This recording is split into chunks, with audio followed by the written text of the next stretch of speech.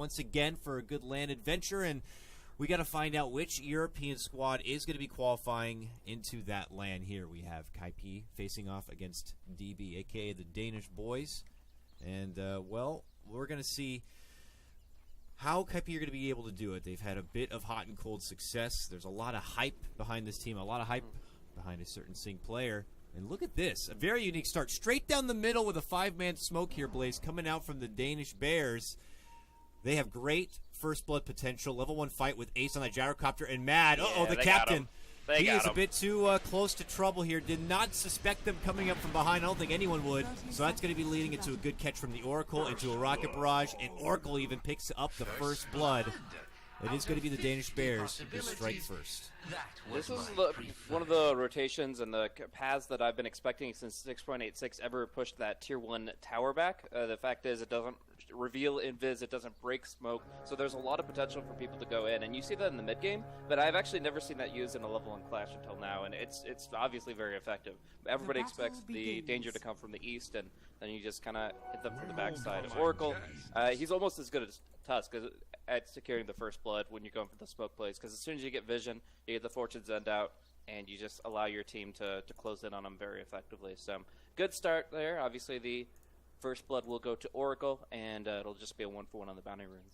He supports, you know, it feels natural more to give the core the first blood so they can have that much or more of a better time. Maybe a mid laner would be your best case, but hey, supports can use a lot with that first blood gold. You get quicker boots, you know, maybe you get to secure that second set of wards a lot sooner, an early TP scroll that you might not have had usually to rotate and help out. So already going right to work, Kansas steps in, and he may have had a hard time last time he picked up the Ember, but against an Oracle, it ain't going to get any easier, Blaze. I mean, this Fortune's End able to easily purge off his precious shield, and then, of course, that high burst nuking damage against what could be a very frail life pool. This could be a hard laning phase for him. Yeah, he'll run the stout shield and have the dazzle next to him, so the boar harassment should be something they can mitigate to an extent, but even still that low armor takes its toll pretty quickly. And yeah, around level 3 and 5, when that flame guard should allow him to be extremely durable, and the Fortune's End, no matter how much little damage it deals, will be able to take it off. That's going to be a really big deal. So that lane's going to be very interesting, but also top lane. I'm watching Bone 7 here, and I'm thinking, okay, when is he going to get his level 2? Because usually as Batrider, you have to kind of hold on to your skill point at level 1, say, okay, if I need Firefly to get over a cliff, then I'll reserve it. But in this case, he wants to get involved in the lane, and that requires the napalm. Yeah, it does have, of course, this little jungle camp to fall back on. Might wait for the stack, but finds a bit more value in obviously being there for the rune. If it is going to be contested whatsoever, it will be interesting to see how things are going to be spanning out for Bone 7 and his signature grab, the Batrider. Nice little homage to David Bowie, of course, with the Ziggy Stardust name. And speaking of names, though, Blaze, help me out here. Mid laner, Invoker. Is it bad if I call him Ping for the rest of the game? I think that's fine. Ping Vin. That's, you know, I don't know the guy very well, but I have seen him play a couple times. He's been able to execute pretty well at the mid lane, and it loves those kind of intelligence heroes that have very finesse-type spells, so I think the Invoker suits him pretty well. One day, maybe he makes it to a LAN. I'll hit him up for a beverage, and he can tell me how to pronounce his name properly. But in the meantime, I'll try my best here with Mr. Ping, who has currently got 10 CS to Sing Sing's 11. He's also in a bit of trouble here, Blaze. There's going to be the X, leading into a nice torrent. Penitence, the Centaur steps in, and yeah, there's not much. Even Bone gets involved in this one, and it is going to finally get Kaipi on the board and even things up 1-1. I've got to say, I am really surprised that the Invoker opted for Quaz Wex in this environment. EMP is really strong against the Chen creeps, against Dazzle and Chen himself, and can be effective against Kunkka if he doesn't go for the right item build. But I'm really worried that they're not going to have as much kill potential going for the quick pickoffs. Like, if he has Exhort, Sunstrike Roar is such an easy combo. Every time Mad is within Roar range, he's dead. And the Beastmaster is going to create so many kill and assist opportunities. But going for this Quaz Wex, while they will be able to burn the mana of the team, I feel like Kaipi are happy to go like triple Arcane Boots. Sing often goes for the Ether Lens anyway, so we can see Arcanes even on him. And I don't think the Quaz Wex is going to be as effective potentially. Is any part of it the fact that usually in its bottom lane they are making a move for Mad here? Some bits of burst damage. Chains are going to be forced out. Will catch off here onto the Beastmaster, stopping him in his tracks, but Oracle right by his side. They have a little bit extra sustain and deceptive nuking damage here with level 2 now into Purifying Flames. It'll do huge work, but at the same time, it's top lane where Bone 7, no, is going to be going down here. Does get caught off, and it will be the Gyrocopter Ace who does pick that one up.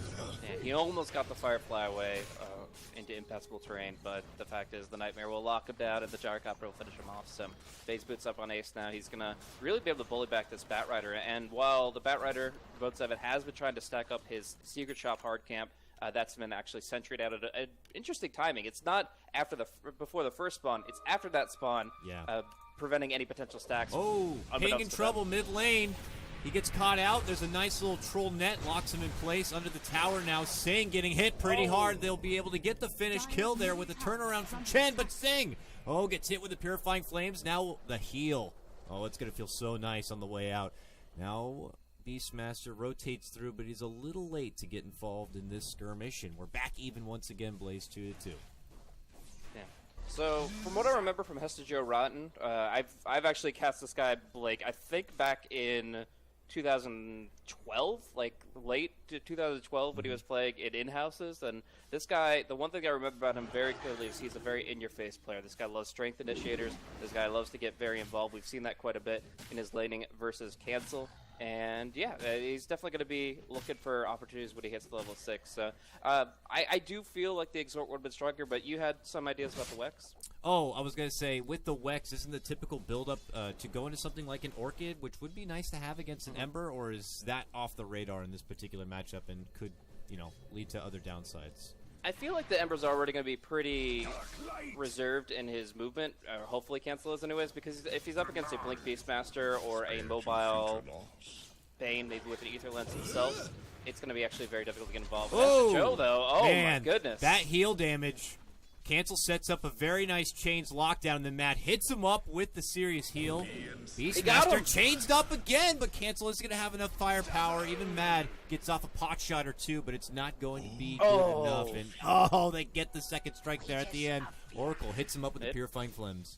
And over in mid, they're going to throw the boat out here. The Evoker is dusted up, but they can't get the boat out in time. It is going to connect on the Bane, who just brain saps himself away, and the Torrent will be missing as well. Close exchange there on the mid lane. Could have been a very big kill, but the only casualty is actually going to be the Ember Spirit of all things down bottom, when he needed that Series Chains, but very, very quick response coming in from the Oracle. Too much salvation at the mouth there. They saw the huge healing hit, and then they just were so bloodthirsty. There was no turning back until they felt like they could get the kill, but it's never as easy as it seems, especially if an Oracle is involved in the lane in any sort of way and could get involved to help out with a kill like that, because one quick Fate's Edict will nullify all additional magic damage, and Ember Spirit does have a little share of it, and then next thing you know, Purifying Flames is going to get him right back up to heal.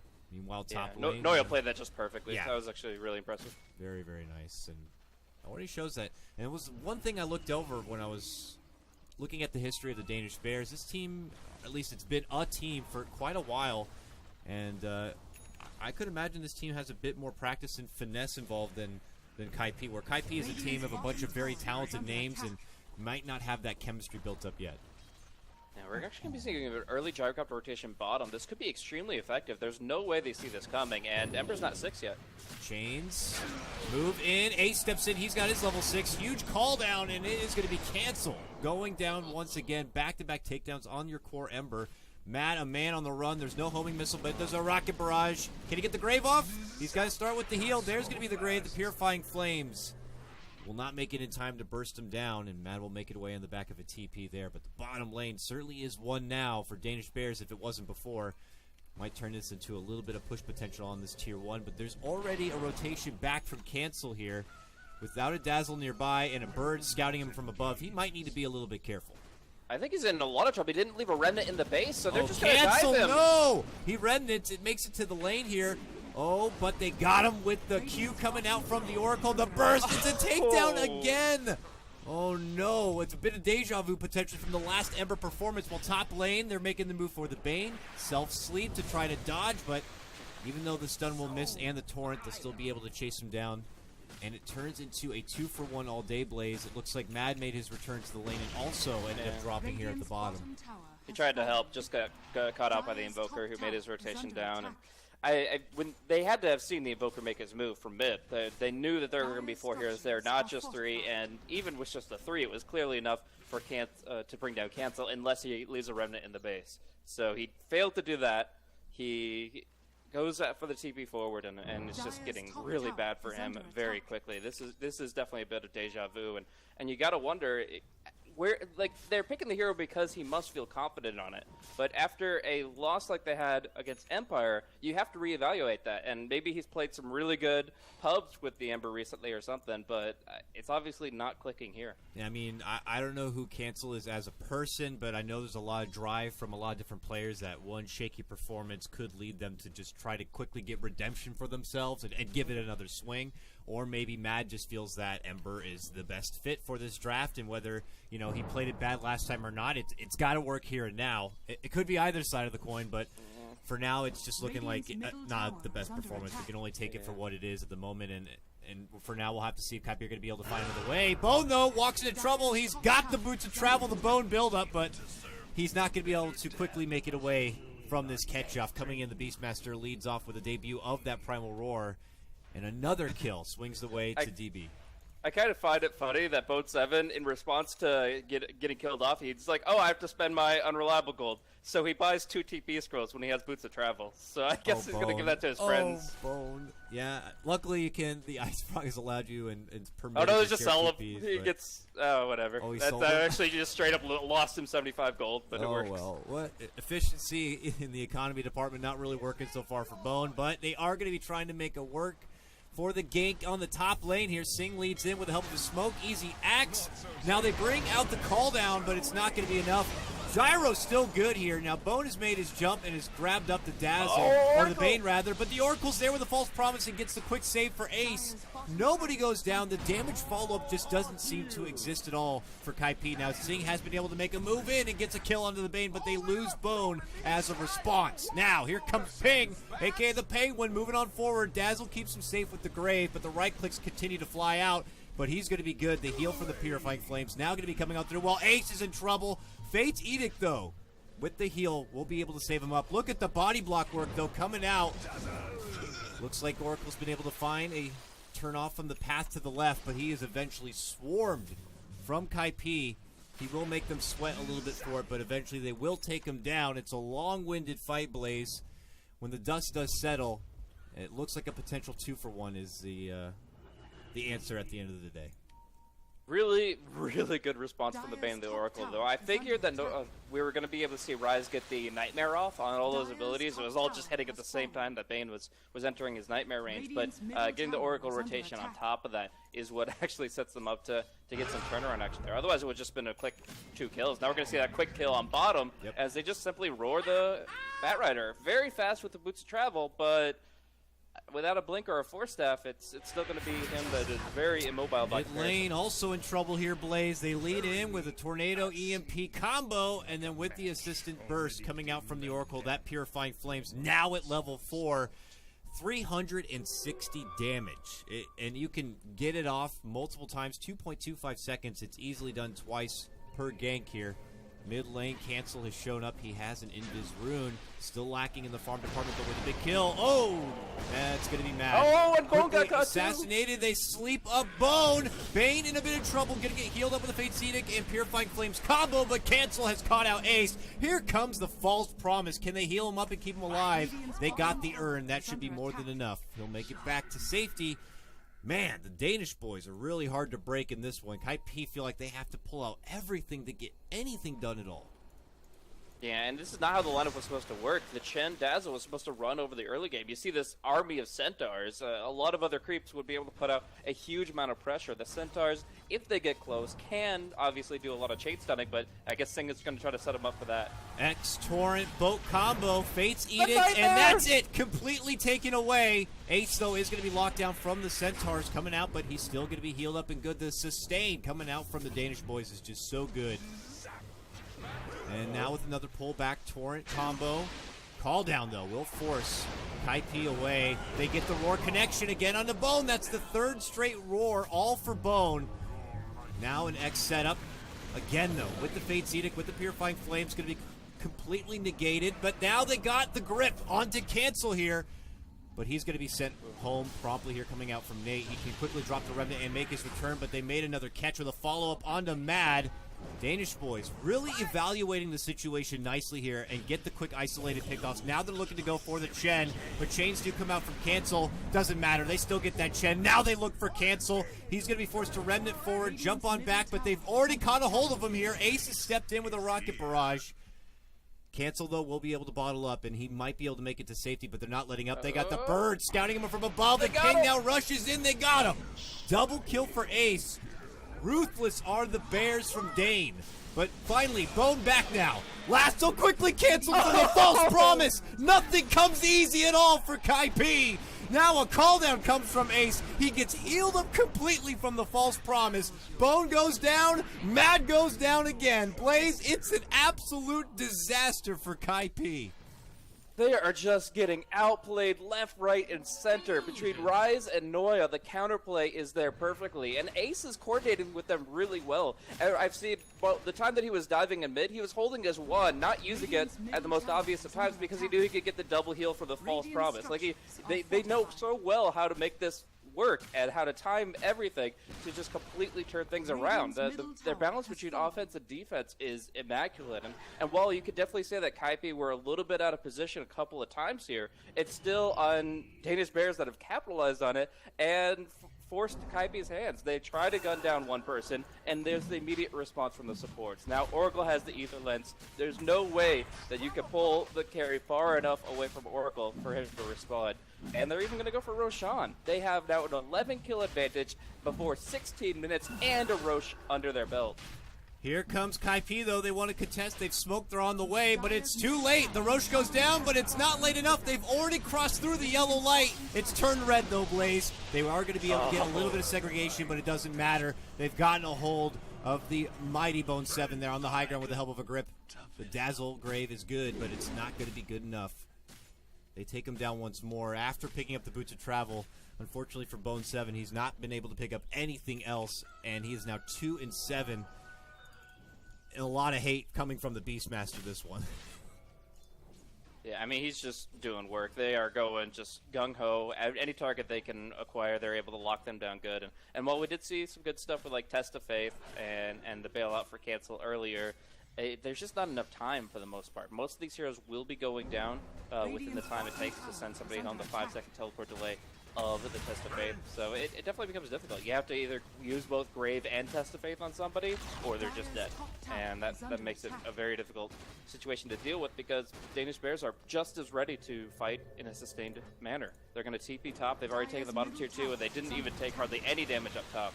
Top, they're looking for Sing right now. He will be able to sidestep the Tornado. He gives himself the boat just for the good rum, but they've already made their catch. He's going to X to pull back the Beastmaster here, who is holding the roar.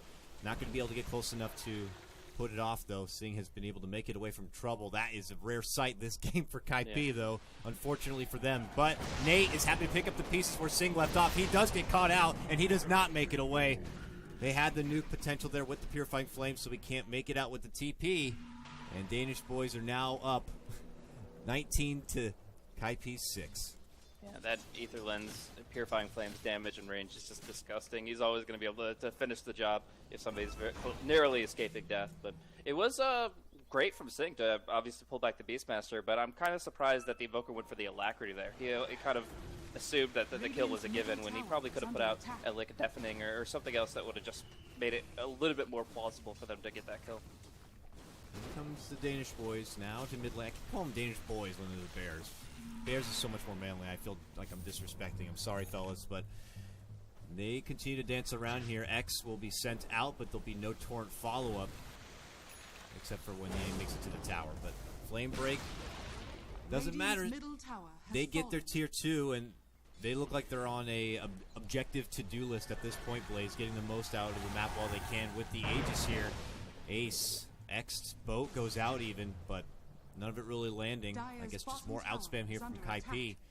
And the Danish Bears are kind of circling around the exterior of the base, hoping for Beastmaster to get the catch once again onto Bone here with the roar. He keeps thinking about it, but no trigger will be pulled yet. They're just going to go hardcore for the high ground. While the Ember Spirit's still working on a battle fury, they're going to be breaking the base. They're going to connect with the Tornado. Yeah. The Tornado EMP, he's going to be stuck with very little blue bar at this point, while the Bears have already gone in for the Tier 3.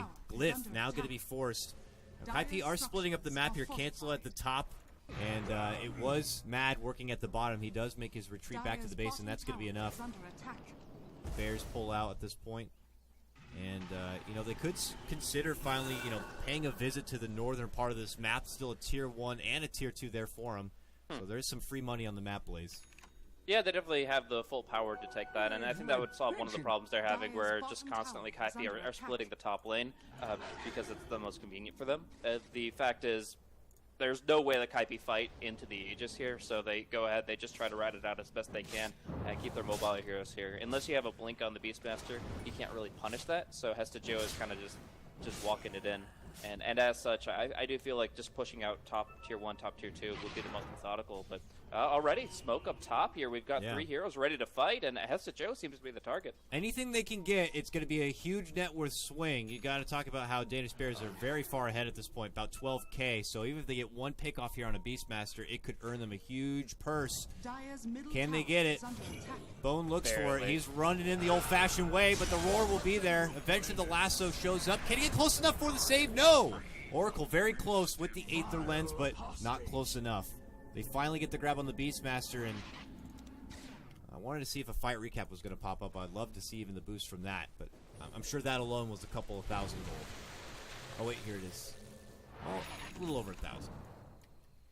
So big pickup, obviously, but it's still very telling that, and Bone 7 gets Nightmare. He's going to get gripped, and he's going to be going down.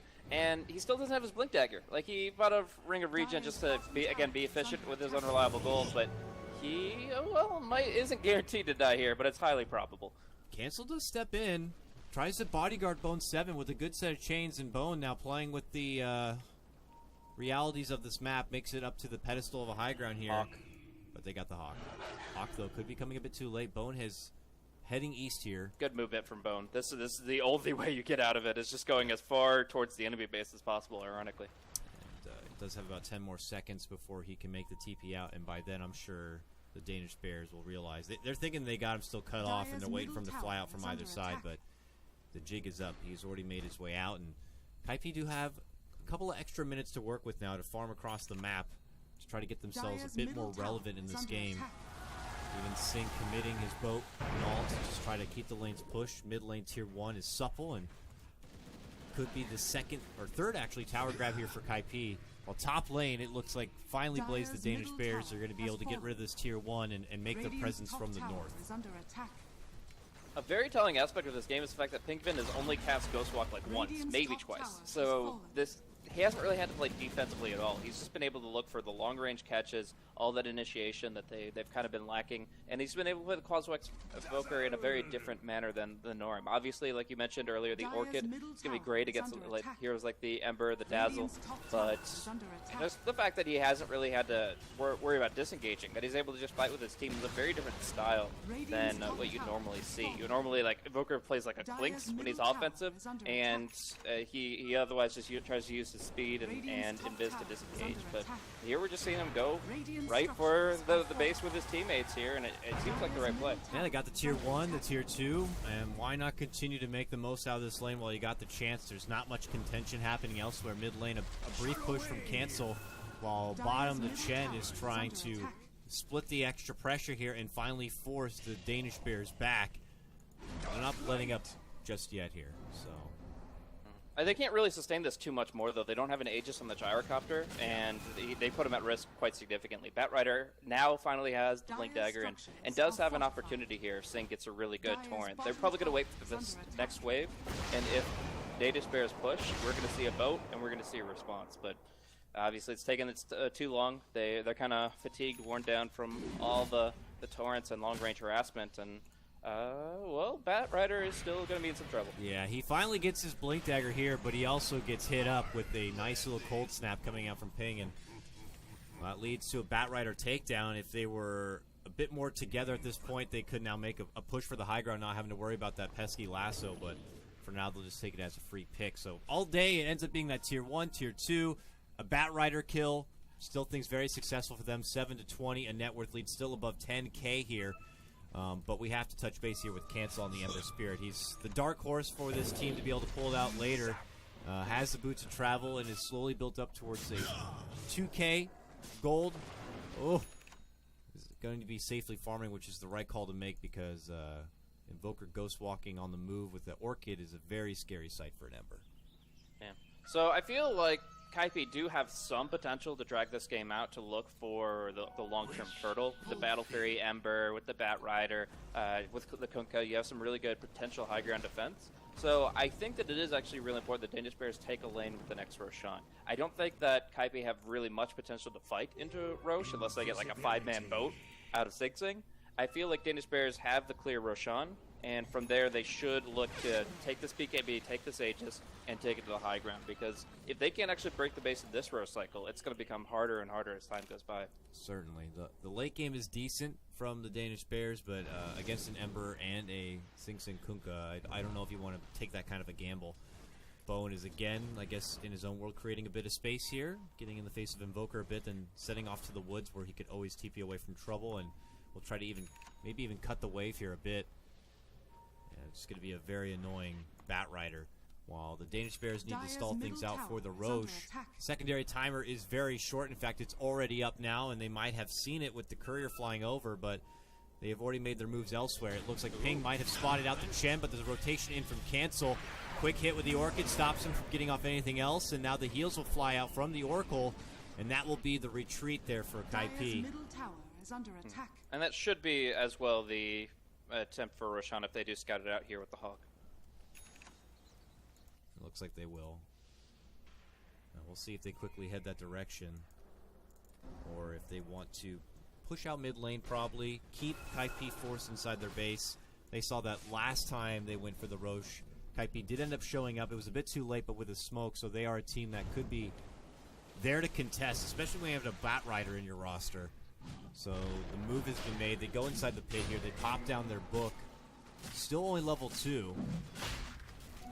But with this takedown of the Rosh, we'll get him that much closer to the level 3. And as you said, they need to make a lot of work happen with this Aegis, preferably inside the base of Kaipi, because this game, you don't want to be racing against the clock with this one.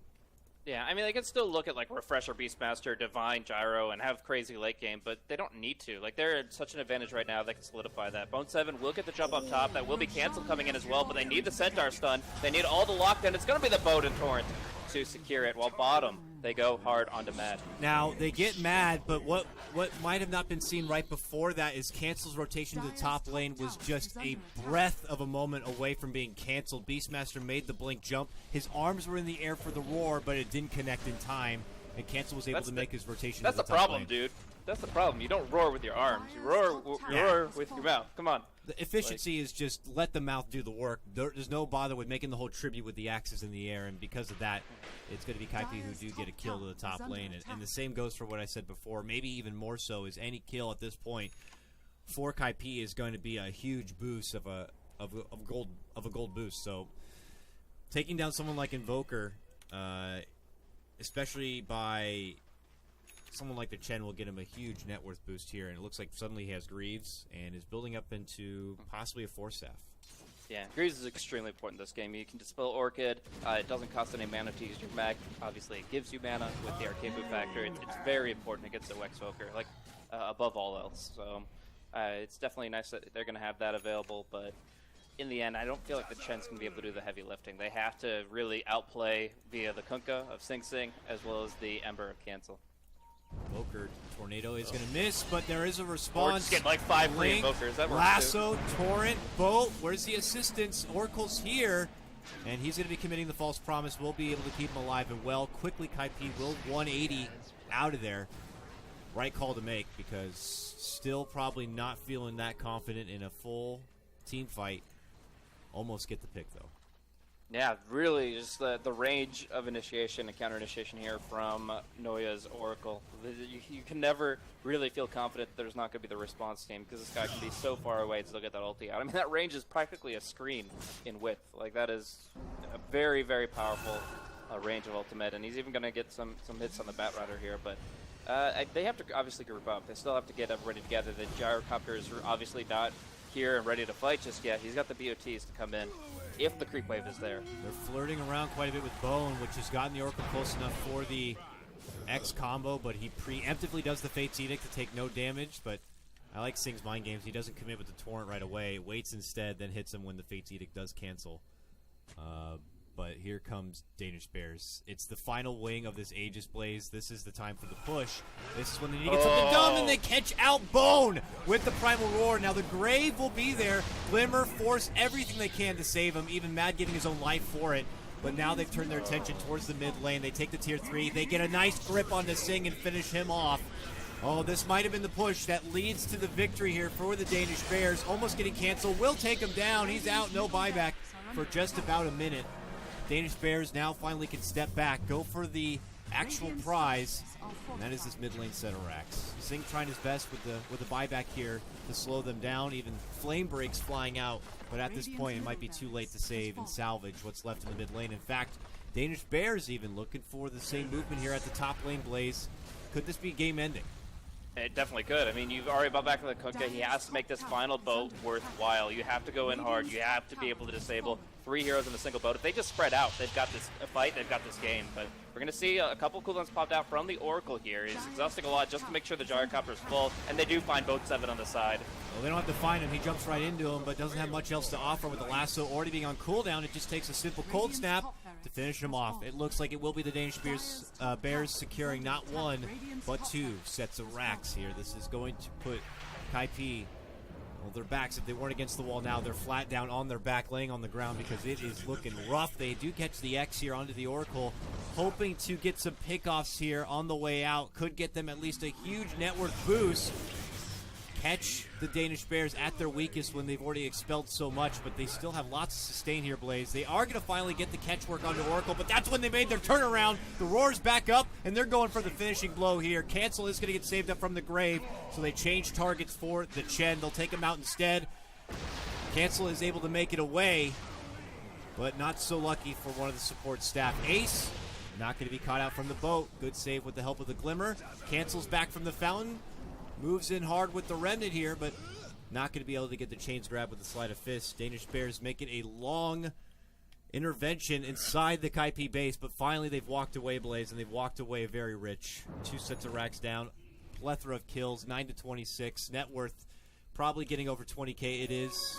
It's all great from here for Danish Bears in game 1.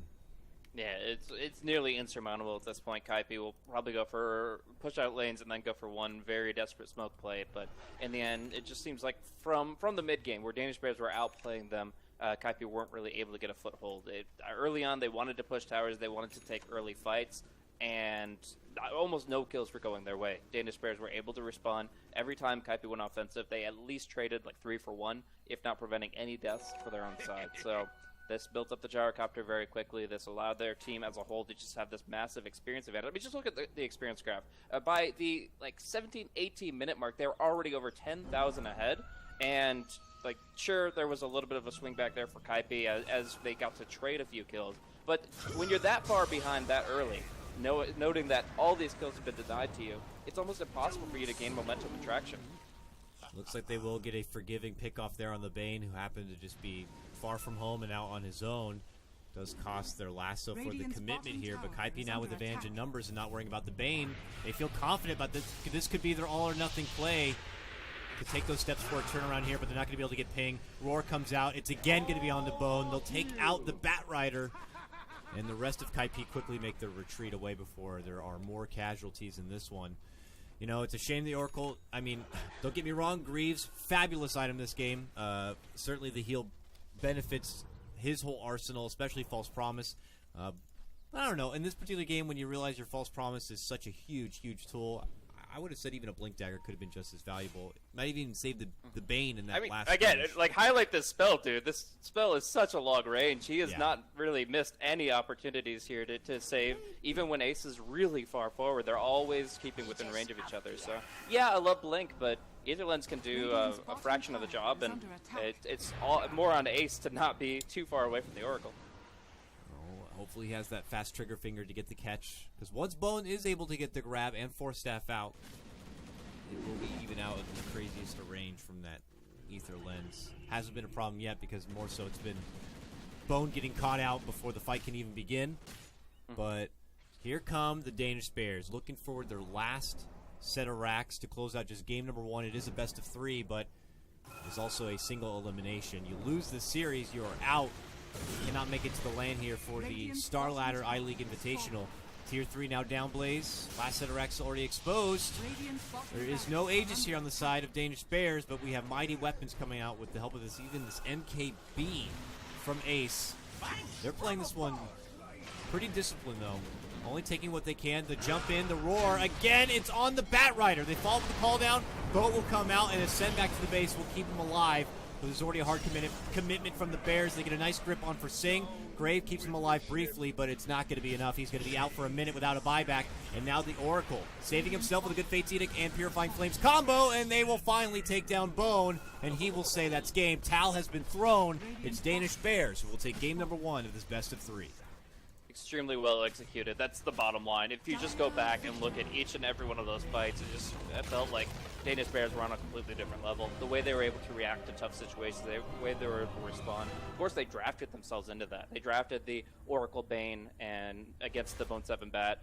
They drafted the long duration lockdown that could punish the Ember Spear. Like, I feel like Danish Bears' draft was really on point, but I feel even more so their play and their micromanagement of situations where they're like, okay, well, this person's got three or four different spells flying at them. One Nightmare dispels it. That happened 3 times this game. Gyrocopter ends the game 9-0-15. Not entirely to Ace's credit, much more so to Noya and Rise just playing an immaculate game of support. We'll see if Kaipi can be able to shake this one off and bounce back to take it to a 3-game series, or if Danish Bears will continue their hot streak and close this out 2-0. I'm Kano Guy, that's Blaze. We'll be back after a small break for game number 2 of Kaipi versus the Danish Bears.